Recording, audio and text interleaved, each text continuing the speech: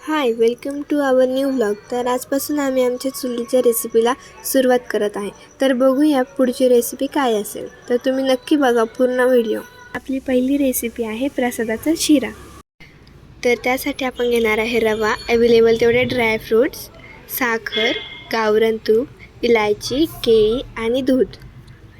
तर त्यासाठी सर्वप्रथम आपण टाकायचा आहे रवा.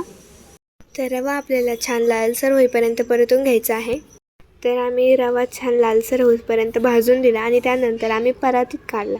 तर बघा किती छान लाल झाला आहे. तर कढईमध्ये आपण गावरान तूप घालून घेऊया. यामध्ये आपण चांगला भाजलेला रवा घालून घेऊया. तर तुपात आपण रवा हा मिक्स करून घेतला आहे छान आणि त्यानंतर आपण त्याच्यात ड्रायफ्रूट टाकले आहे. तर त्यात आपण केळीसुद्धा ॲड केली आहे आणि ते मिश्रण छान प्रकारे आपण मिक्स करून घेऊ.